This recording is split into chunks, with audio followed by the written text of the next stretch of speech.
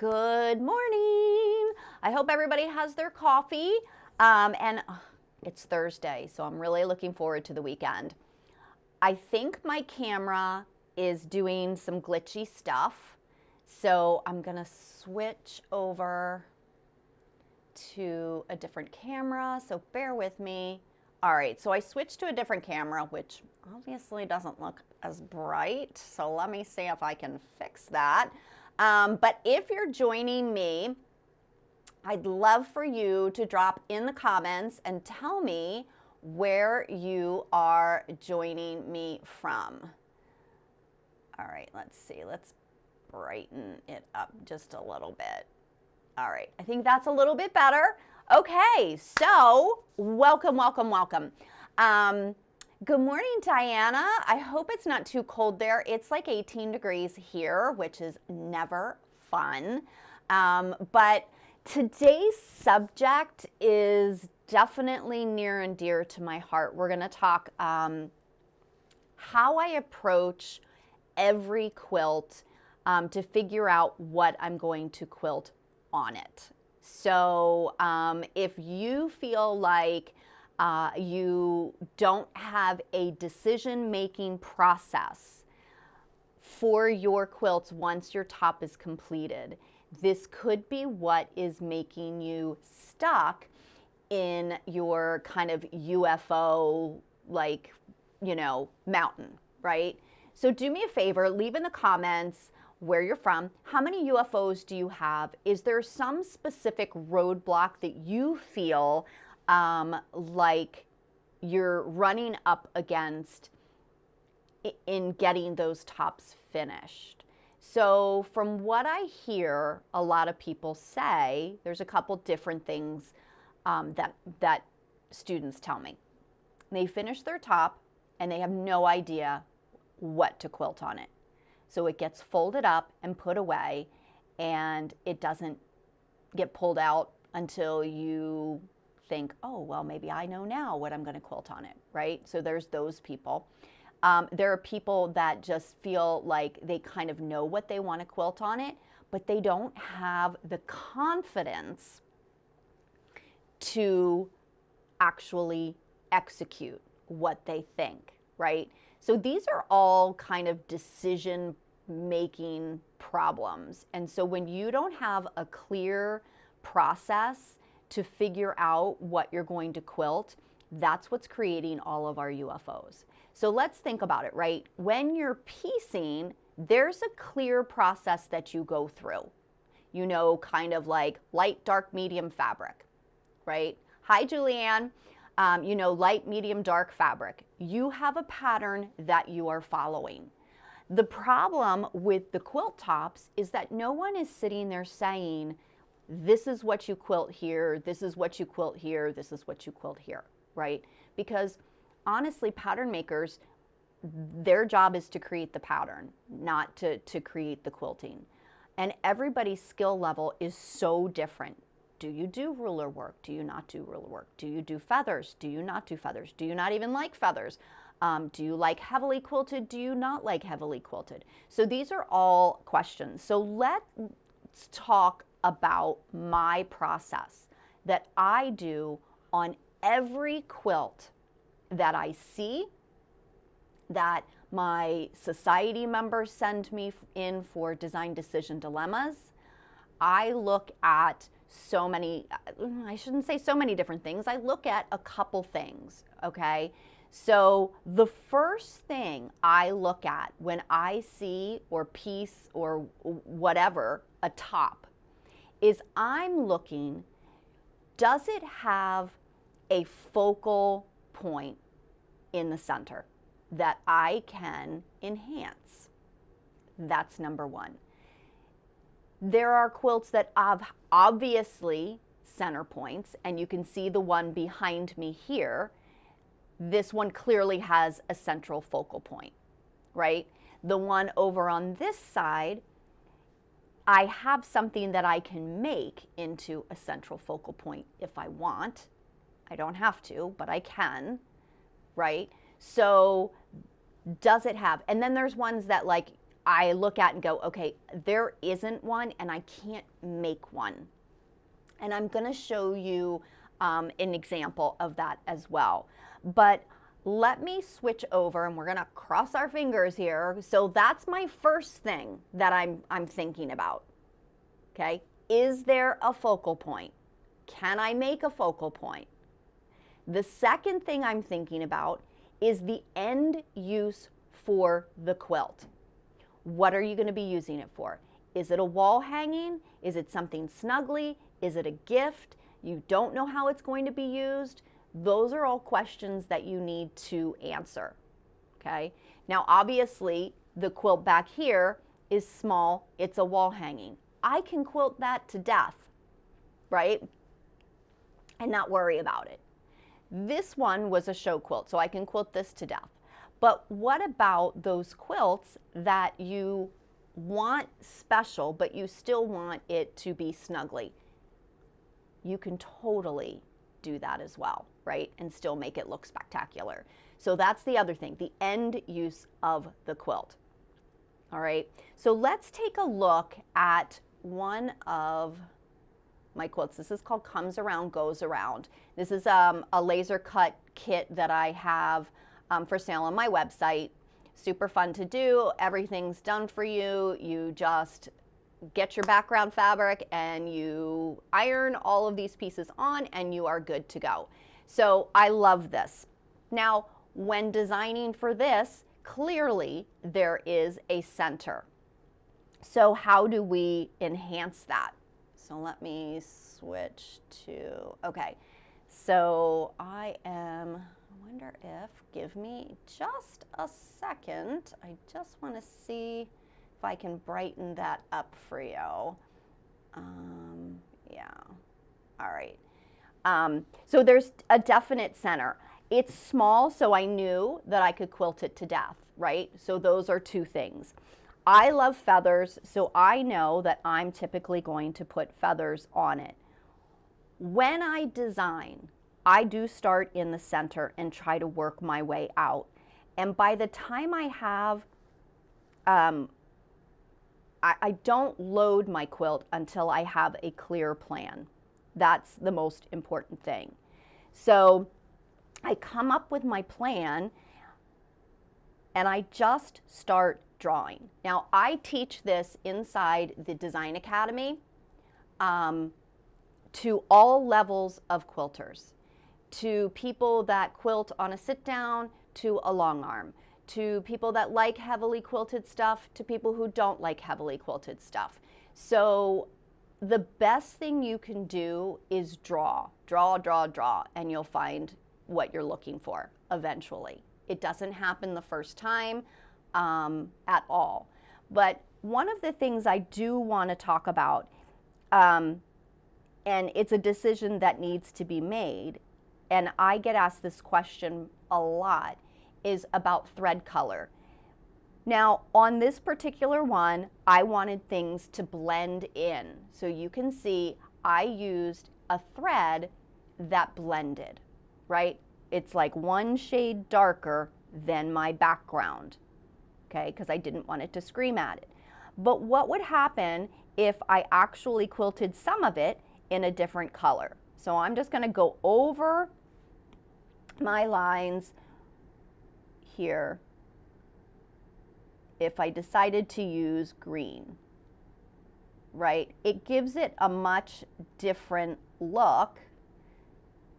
And it's not to say that it's a bad look, it's just a different look than what I was actually going for. So it then, the thread itself can create its own pattern that stands out. Okay, so that's another decision that you have to make.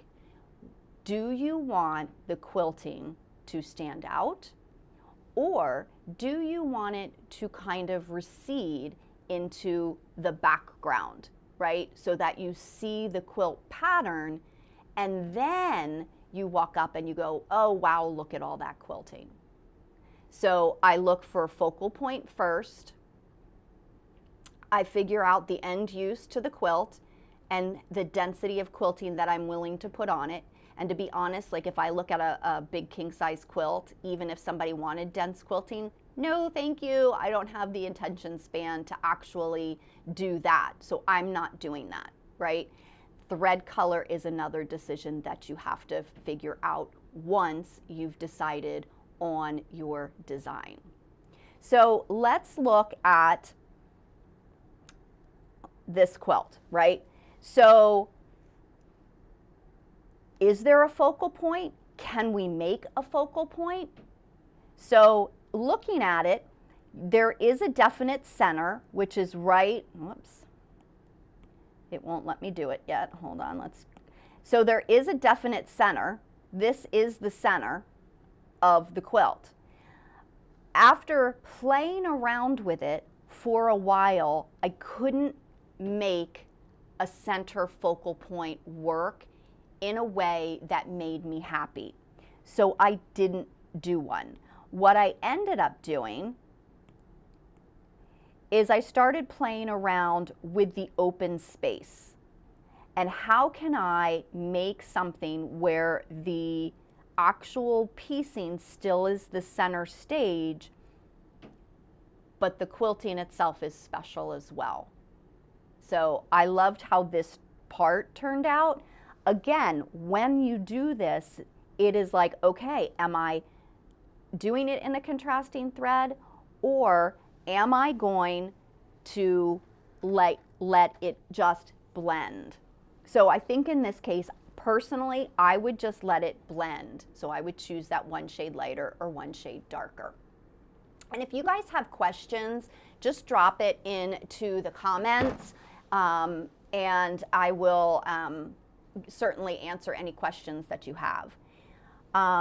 So then it's a matter of, okay, I've got that, where do I go from there? And so then it's, again, just playing around with different shapes on your quilt top. And I thought this addition around those pieces looked really good. So then once I do that, then I'm like, okay. So I don't think that this quilt needs to be heavily quilted. I think this would probably be like one of those warm and snugglies. So you could leave it at this point and be fine. Now, obviously, I say that there's stitch in the ditch that needs to be done to secure all of the piecing to your batting and meet your batting requirements, but this would suffice. If you wanted to add something to it, you know me, I'm thinking feathers, and I would put feathers on there. But again, not heavily quilted, but it just adds that next level. What do you guys think? So let me know what you think about that one in the comments. Let's take a look at another one. Let's see. Oh, this is a good one. All right, so this is a Dear Jane. How would you handle quilting this? This is a monster. It's absolutely gorgeous. But again, how would you tackle it? So here there's no center focal point, right? And as far as the density, you can go dense and make it like, you know, really, really dense, or you can try and just accentuate the piecing. So you can go either way with this particular one. When I look at something like this, I think repeating elements, right? So if we look here, I have a circle around this star. Don't know what I'm going to do with it, but then I look, where else can I use a circle that's going to make sense, right? I could probably use one here. So I do try to use repeating elements so that it actually creates a cohesive quilt, Again, then you say, okay, what else do I want to use? You can use teeny tiny small cross hatching. You could use continuous curves. So again, it's looking at each of these individual blocks and seeing what it needs. Can I keep using the same elements that I've used elsewhere, and that's going to bring it all together. I don't know what size the actual sashing is, but my original thought was, is there a way at these joins, right, at these intersections, can I create something that is repeatable? That was my first thought. And I couldn't figure out, and the quilt is so busy and overwhelming that I don't think you would see it anyway. So I decided not to go that route. Now, if the quilting, the sashings, right, I would stitch in the ditch everything personally. That's just how I roll, especially with custom quilting. I think it just looks good.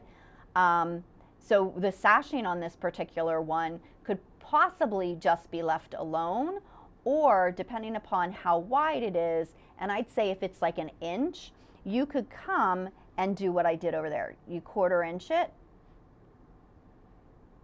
and you can leave it at that, or if you've quilted it densely, you could come in and you could do pebbles here, or you could fill here and let this area kind of pop out. So that's how I would tackle that quilt. But I think one of the big things is that when people don't have a process that they go through for each quilt, yes, it definitely becomes overwhelming. So this is something that I do teach inside the Design Academy. So if you aren't familiar with that, you can go to my website for all of the information. But I teach a very repeatable process, and by the time you're in it, you gain so much confidence in your quilting. You're going to find that little spark of joy again, which is what we're all looking for. That's why we quilt. But remember, like, those are the things that I'm thinking about. I'm looking for a central focus, okay? I am determining the end use of the quilt, which is going to help with, am I going to quilt it dense or not? Then I'm thinking thread color, because your thread will add to your design.